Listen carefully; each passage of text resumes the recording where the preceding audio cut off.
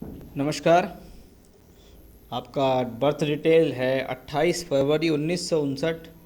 रात्रि के 9:33 पर आपका जन्म हुआ। जब आपका जन्म हुआ उस समय जो लगन उदय हो रहा था ब्रह्मांड में वो था कन्या लगन, और जो जन्म की राशि थी उस समय चंद्रमा तुला राशि में घूम रहा था। यानी आपका जन्म का जो लगन है वो है कन्या, जिसके मालिक हैं बुध, और राशि के मालिक हैं शुक्र। चंद्रमा तुला राशि में बैठा हुआ है। लगन से शुरुआत करते हैं। लगन पे राहु है। कन्या लगन वैसे ही काल पुरुष की कुंडली का छठा घर कहलाता है, यानी मेष लगन को काल पुरुष कहा गया। काल पुरुष की कुंडली का छठा घर जब लगन में उदय होता है तो सिक्स्थ हाउस में सबसे ज़्यादा जो बड़ा कारकत्व मैं मानता हूँ वो होता है संघर्ष और संघर्ष करने की क्षमताएं। यानी कन्या लगन वाले जीवन में, लाइफ में अचीवमेंट करते हैं सिर्फ और सिर्फ अपने बल पर। ऐसे लोगों में बहुत अच्छी क्षमताएं होती हैं स्वयं के बल पर कुछ करने की, और अपनी मेहनत पर भरोसा करते हुए ऐसे लोग जीवन में अच्छी तरक्की पाते हैं, इसमें कोई भी संदेह नहीं है। लगन में राहु है, बुध की कन्या राशि में राहु का बैठना, क्योंकि ये पृथ्वी तत्व और अर्ध त्रिकोण की राशि है। ऐसा व्यक्ति की जो सोच होती है वो एक बिजनेस वाली सोच ज़्यादा होती है। ऐसे लोग योजना बनाने में सफल होते हैं और कभी कभी थोड़ा सा अपने कैरियर को या अपने काम को लिए बड़े जुझारू और जुनूनी किस्म के भी देखे गए हैं। तो कन्या में राहु की स्थिति इस प्रकार की स्थिति को शो करती है। जब जब अकेला राहु कुंडली में होता है तो वो अच्छा ही माना जाता है। लग्न के ऊपर शुक्र का प्रभाव है। शुक्र इस कुंडली में उच्च के हैं, जो कि आपकी राशि के मालिक भी हैं। साथ ही साथ भाग्य स्थान, ये भाग्य स्थान के मालिक हैं, धर्म स्थान के मालिक हैं। साथ ही साथ द्वितीय स्थान कुटुंब स्थान के मालिक हैं, और बैठे हैं उच्च के होकर सप्तम भाव। उच्च का शुक्र अगर केंद्र में बैठे तो मालव्य नामक महापुरुष योग बनाता है। ये जैसे जैसे जीवन आगे चलता है वैसे वैसे जीवन में व्यक्ति को सुविधाएं प्राप्त कराता है, क्योंकि शुक्र को कहा जाता है सुविधाओं का प्रबल कारक। सुख, साधन, मकान, फैसिलिटी, भौतिक सुख, वर्तमान में जो चीज़ चल रही हैं उनसे संबंधित सुख देने में सक्षम है। जब साथ में केतु होता है तो ये पत्नी की हेल्थ को थोड़ा सा प्रभावित करता है, क्योंकि शुक्र पत्नी का कारक है, विवाह का कारक है। ये आपके लग्न पर दृष्टि देता है, ये कुटुंब से सहयोग दिला सकता है, साथ ही साथ भाग्य का सहयोग दिलाएगा, व्यक्ति को धार्मिक प्रवृत्ति का बनाएगा, व्यक्ति सामाजिक कल्याण से संबंधित बातों को भी सोचेगा। शनि की लगन पर दृष्टि पड़ रही है। शनि की दशम दृष्टि लगन पर है। दशम यानी कर्म। जब शनि जैसा प्लेनेट, जो एक बहुत ज़्यादा एक लेबोरियस प्लेनेट होता है, बहुत ज़्यादा श्रम करने वाला प्लेनेट भी अगर 10वीं दृष्टि से देखता है तो ये व्यक्ति के जीवन में और अधिक कर्म को करने की क्षमताएं जोड़ देता है। शनि पंचमेश होके द्वादश, अपनी राशि से द्वादश में है, तो षष्टेश भी चौथे घर में बैठा है। चौथा घर इस कुंडली में पीड़ा में है। कैसे है? चौथे घर में छठे घर का मालिक शनि है, मंगल की 8वीं दृष्टि है, और चौथे घर का मालिक बृहस्पति द्वादश में है। ये स्थिति माता की हेल्थ के लिए ठीक नहीं, कभी कभी माता की जल्दी आयु में मृत्यु को भी दर्शा देती है। साथ ही साथ चौथा घर जब पीड़ित होता है तो व्यक्ति जिस जन्म स्थली पे पैदा होता है वहाँ से उसको छोड़कर कहीं अन्य स्थान पर जाना पड़ता है। तो चौथे घर का शनि षष्टेश होकर चौथे घर में है। जीवन में आप कभी भी भूमि, जमीन, जायदाद आदि परचेज करें तो उसका ध्यान रखें, कहीं कोई झगड़े झंझट की ज़मीन ना खरीद लें, या इसको ये भी कह सकते हैं कि जो पैतृक रूप से मिलने वाली भूमि ज़मीन होती है उसमें भी व्यक्ति को थोड़ा सा प्रॉब्लम का सामना करना पड़ता है। मंगल नवम भाव में बैठे हैं, तृतीयेश होकर नवम में बैठे हैं, अपनी दशाओं में हिम्मत, साहस और यात्राएं देते हैं।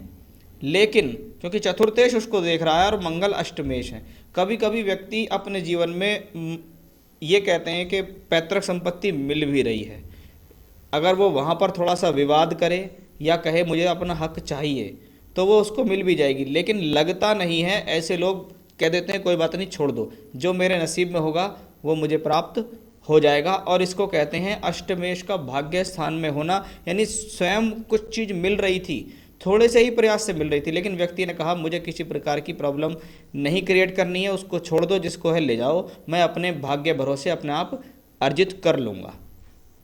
तो वो स्थिति आपके इस चार्ट में शो हो रही है। आप देखिए लगन और कर्म दोनों का मालिक बुध है, 6th हाउस में गया। फिर देखिए लग्नेश का छठे घर में जाना फिर से व्यक्ति को जीवन में संघर्ष शो करता है। साथ में दशमेश भी हैं, कर्म में भी संघर्ष हो गया, और साथ में द्वादशेश सूर्य है, और दोनों प्लेनेट मिलकर 12th हाउस को देख रहे हैं। 12th house always known for foreign travels, घर से दूरी जाना, दूर स्थान पर जाकर रहना। तो आपका चौथा घर भी पीड़ित है, जो घर के सुख में कमी देता और ये, और आप वर्तमान में जो है वो घर से दूर भी हैं, विदेश में भी हैं। तो वो सारे कॉम्बिनेशन इस हॉरोस्कोप में फुलफिल होते हैं। लग्नेश और दशमेश बुध जब 6th हाउस में शनि से दृष्ट होते हैं, तो यानी जीवन में कभी बुध की दशा या शनि की दशा अंतरदशा आई या 7.5 आई, तो ये आपको हेल्थ इश्यूज देने में सक्षम है। संघर्ष कराएगी, संघर्ष पे विजय कराएगी। क्यों कराएगी विजय, वो मैं आपको बताता हूँ। नवांश कुंडली में आपका बुध 10वें भाव में अपनी राशि में, चंद्रमा एकादशेष के साथ राजयोग में है, बृहस्पति केंद्र में है या 7वें भाव को वापस देखते हैं, शुक्र यहाँ अपनी राशि के अंदर बैठे हुए हैं, लगन वर्गोत्तम है। आप देखिएगा यहाँ भी कन्या लगन, यहाँ भी कन्या लगन। जब वर्गोत्तम लगन होता है तो व्यक्ति के अंदर एक एक्स्ट्रा ऑर्डिनरी क्वालिटी हो जाती है कि उसको जीवन में स्वयं के बल पर कुछ अर्जित करना है, और वो कर भी लेता है। तो ये नवांश कुंडली अपने आप में एक बहुत बेहतर चार्ट होता है किसी भी कुंडली को देखने के लिए, कि भाई व्यक्ति की कुंडली में यहाँ क्या है और यहाँ कितनी बढ़ोतरी है। तो लगन कुंडली के हिसाब से नवांश आपका बहुत बेहतर हो गया, बेहतर हो गया। इसका मतलब जीवन में दशाएं तरक्की देंगी। अब आते हैं दशाओं पर। बिना दशा के कुछ नहीं मिलता।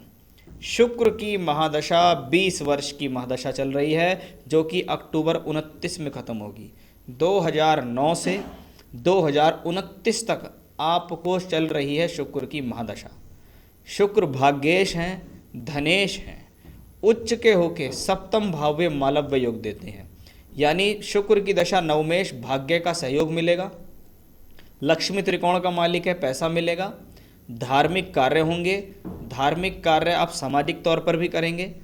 धनेश है, धन मिलेगा, आप अपने कुटुंब का भी सहयोग अपने धन से करेंगे। तो शुक्र की स्थिति अपने आप में लगन कुंडली में बहुत बेहतर। नवांश में देखें तो उसकी स्थिति बेहतर ही हुई है। द्वितीय शुक्र द्वितीय ही भाव में है, धन भाव में है, कुटुंब भाव में, और यहाँ भाग्येश है। दशमांश में देखिए, दशमांश में योग कारक, केंद्र का भी मालिक, त्रिकोण का भी मालिक, अपने मित्र की राशि शुक्र की राशि में बैठा हुआ है लग्न में। यानी शुक्र स्टेप बाय स्टेप पावरफुल हो गया। अब ऐसे शुक्र को किसी की ज़रूरत नहीं।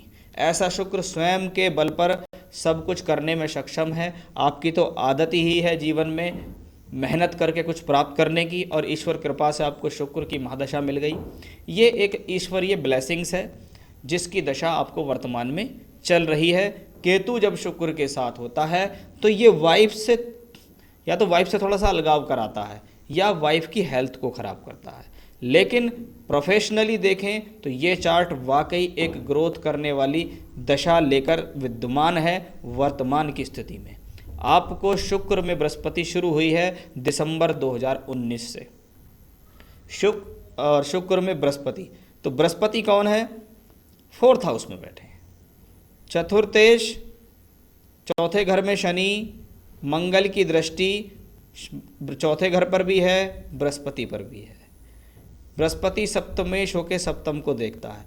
7वें भाव का मालिक जब 7वें भाव को वापस देखे तो ऐसा व्यक्ति को अपने जीवन में, यानी शुक्र में बृहस्पति की दशा जो अगस्त 22 तक चलेगी, व्यक्ति को किसी न किसी प्रकार की पद प्राप्ति, पब्लिक इमेज, सामाजिक तौर पर कुछ अच्छी स्थिति बनती है। क्योंकि बृहस्पति यहाँ भी देखिए सप्तमेश होके सप्तम को देख रहा है, यहाँ भी चतुर्थेश है और बहुत अच्छी स्थिति में है।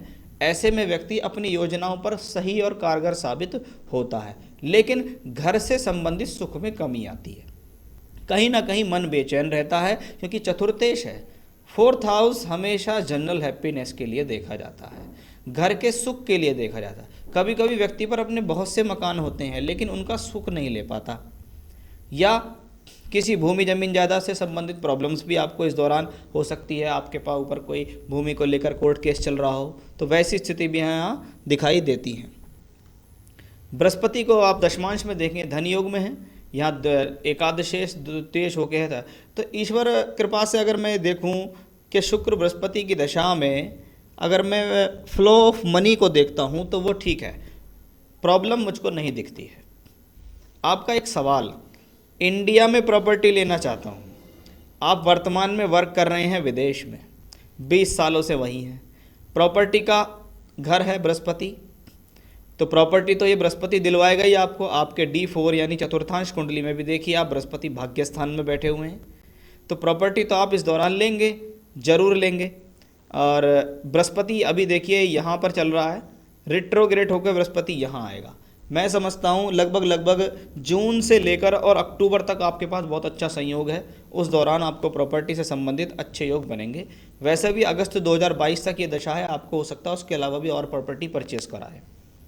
लेकिन वही बात कि 4th हाउस पीड़ित है, प्रॉपर्टी खरीद तो लेंगे लेकिन उस प्रॉपर्टी का सुख आप नहीं लेंगे, कोई और ही लेगा, क्योंकि यहाँ पंचमेश बैठा हुआ है शनि, संतान ले सकती है उसका भोग। तो इंडिया से में प्रॉपर्टी लेने की स्थिति मैंने आपको बताई। आप कह रहे हैं क्या मैं इंडिया में एक बैंक शुरू कर सकता हूँ for helping and needy person. देखिए मैंने हमेशा आपसे एक बात कही है, 9th लॉर्ड शुक्र भाग्य और धार्मिक कार्यों के लिए कहा जाता है, उच्च का है। आप फाइनेंस से रिलेटेड बात कर रहे हैं और शुक्र द्वितीयेश है, यहाँ भी और यहाँ भी है। सर निश्चित तौर पर आप अपने जीवन में ज़रूर ऐसा कुछ करेंगे, क्योंकि अभी शुक्र की दशा बहुत लंबी है, 2029 तक है, कि आप स्वयं के बल पर कुछ ऐसा ज़रूर प्रोग्राम शुरू करेंगे जिसको कहते हैं कि लोगों को अपने पैसों से मदद करना। निश्चित आपके साथ ऐसा होगा, आप अपने इस योजना में लगे रहिएगा, आपको इस योजना में निश्चिततः सफलता मिलेगी, इसमें कोई भी संदेह नहीं है। आने वाली जितनी भी दशाएं आपको हैं वो सब एक इस प्रकार की प्रोग्रेस के लिए बेहतर है। 9th हाउस शुक्र लॉर्ड है, सभी जगह देखिए शुक्र 9th लॉर्ड है, यहाँ भी 9th लॉर्ड है, यहाँ भी 9th लॉर्ड है, यहाँ भी 9th लॉर्ड है। शुक्र में बृहस्पति चल रहा है, इसको सर एक तरीके से आप चैरिटी कह सकते हैं, ठीक है। और अभी आगे देखिए शुक्र में शनि भी आएगी, शनि 4th हाउस में है, और शनि देखिए अगस्त 22 से अक्टूबर 25 चलेगा। फिर वो अगस्त 22 से वो योजनाएं जीवन में ज़्यादा कारगर होंगी और हो सकता है अगस्त 28 तक आप उस योजना को निश्चित पूरा कर जाएंगे, क्योंकि इसमें थोड़ा समय लगेगा, लेकिन आप निश्चित ऐसी कोई ना कोई वर्क ज़रूर करेंगे। 20 साल कनाडा में काम किया, इंडिया से क्लाइंट हैंडल करूंगा, तो सोच रहा हूं इंडिया वापस आ जाऊं। देखिए 4th हाउस पीड़ित की दशा चल रही है, इसको कहते हैं शुक्र में बृहस्पति, और नेक्स्ट दशा शुक्र में शनि है। तो ये बात तो एक पक्की हो गई कि आप आगामी समय में स्थान छोड़ रहे हैं, लेकिन स्थान छोड़ने की दशा मुझे ज़्यादा शनि में लगती है, शुक्र में शनि। अगस्त 22 के बाद मुझे स्थान छोड़ने की स्थितियाँ ज़्यादा लगती हैं। मैं अभी आपको स्थान छोड़ने की सलाह नहीं दूंगा, आपको मैं यही सलाह दूंगा कि अभी आप अगस्त 22 तक वहीं पर काम कीजिए, उसके बाद आप इंडिया आसानी से आ सकते हैं और यहाँ पर आप काम भी करेंगे, क्योंकि दशा शुक्र की बहुत लंबी है। जब तक शुक्र चलेगा 2029 तक आप वर्किंग रहेंगे ही रहेंगे, हो ही नहीं सकता है कि आप वर्किंग ना रहें, लगातार रहेंगे। अब इसमें एक चीज़ मैं आपको बताऊं, देखिए 4थे घर में शनि है, चंद्रमा से 4थे घर में शनि आजकल गोचर में चल रहा है, चंद्रमा से 4था शनि, शनि 4थे घर में, तो आपको अपनी हेल्थ का बहुत ध्यान रखना है। साथ ही साथ जैसे थायराइड ग्लैंड होता है, चेस्ट का पार्ट होता है, फेफड़ों से संबंधित स्थितियाँ होती हैं, उसका भी आपको खासा ध्यान रखना होगा, क्योंकि धीरे धीरे जैसे जैसे आपकी उम्र आगे बढ़ेगी आपको इससे संबंधित प्रॉब्लम्स होने की संभावनाएं रहेंगी। उसके लिए भी मैं आपको एक रेमेडी भी बता देता हूँ हाथों हाथ, क्योंकि इस हॉरोस्कोप के लिए मैं ज़्यादा रेमेडी नहीं बताऊँगा, लेकिन मैं आपसे कहूँगा कि आप रोज़ सुबह अपना नहा धो के भगवान शिव का स्तोत्र पाठ रुद्राष्टकम करो, उसके बाद बजरंग बाण का पाठ करो। ये 2 पाठ तो आप निरंतर करो। जहाँ तक किसी प्रकार के स्टोन्स की बात है, मैं आपको कहूँगा कि आप तर्जनी उंगली के अंदर, सीधे हाथ की तर्जनी उंगली में चांदी में डबल फायर ऑस्ट्रेलियन ओपल धारण करें। ये शुक्र के लिए पहना जाता है, ये आपको शारीरिक और मानसिक और व्यावसायिक सभी तरीके से बल देगा। तो थोड़ा सा एक हैवी सा एक डबल फायर ऑस्ट्रेलियन ओपल आप धारण कीजिएगा, आपको मिल जाए तो ठीक है, नहीं तो मैं आपको आपके स्थान तक अवेलेबल कराने में सक्षम हूँ रिंग बनाने के साथ साथ। तो आपने 3 सवाल मुझसे पूछे, उनका जवाब मैंने आपको दिया। थोड़ा सा हेल्थ का इशू दिखता है, ज़्यादा नहीं। प्रोफेशनली देखें तो आगे दशाएं बेहतर हैं। आप अपने काम काज में नेक इरादों के साथ लगे रहिएगा। ईश्वर कृपा से आपको आने वाली सभी दशाएं ठीक हैं। 2 छोटे उपाय बताएं वो कीजिए, एक स्टोन पहनने के लिए बताया वो पहनिए, बाकी कोई परेशानी की ज़रूरत नहीं है। आप अपने सच्चे और पक्के इरादों से आगे चल रहे हैं और ईश्वर उन लोगों के साथ होता है हमेशा जो सच्चे और पक्के इरादों से आगे चलते हैं। तो ये था आपके हॉरोस्कोप का एनालिसिस। नमस्कार।